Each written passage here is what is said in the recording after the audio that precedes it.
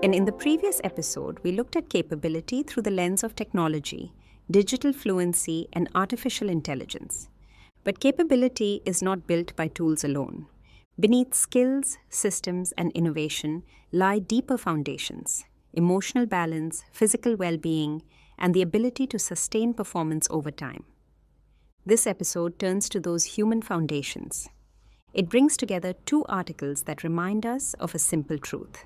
Capability that lasts is rooted not only in what young people can do, but in how well they understand themselves and how well they care for their health.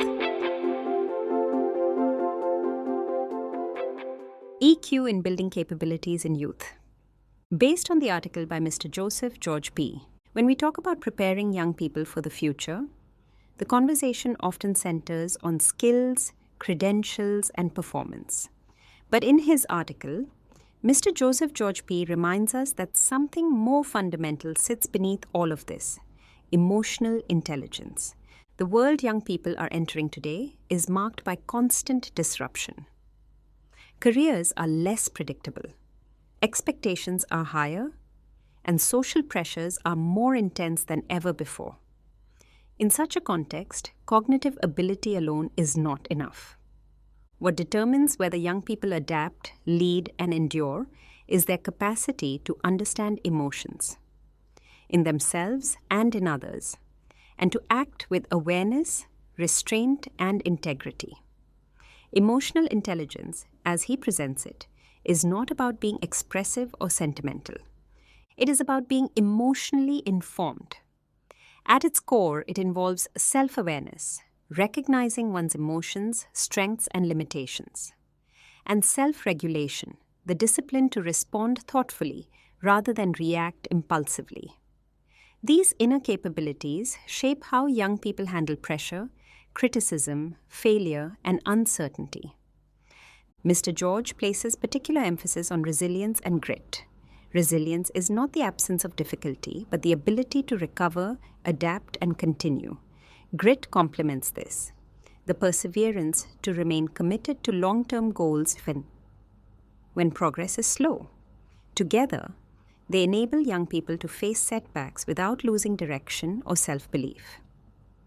Empathy, another key element of emotional intelligence, becomes increasingly important in a connected and diverse world. The ability to understand perspectives different from one's own supports collaboration, communication, and leadership, not only in professional settings, but in everyday life. Importantly, the article emphasizes that emotional intelligence is learnable. It develops through experience, reflection, mentorship, and environments that encourage self-awareness and dialogue. Education, in this sense, is not merely about transmitting knowledge. It is about cultivating the human core that enables young people to use that knowledge wisely. In a future shaped by constant change, Mr. George reminds us, emotional intelligence is not an optional addition to capability. It is its foundation. Emotional balance, however, does not exist in isolation. It is closely connected to how young people live, rest, and care for their health. Youth and health. Based on the article by Mr. V.P. Nandakumar. When we speak about capability in young people, we often focus on what they can do, how well they learn, perform, and adapt.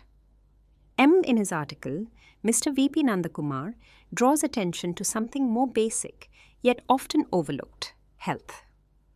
The pressures facing young people today are unlike those of earlier generations. Academic competition, career uncertainty, constant connectivity, and social comparison have created an environment of persistent stress. In such conditions, health is no longer a background concern. It becomes central to learning, focus, and long-term performance. The article highlights the close relationship between physical well-being, mental balance, and sustained capability. Health, it argues, is not merely the absence of illness.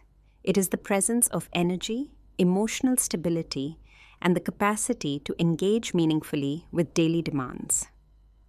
When health is compromised, even the most capable individuals struggle to realize their potential.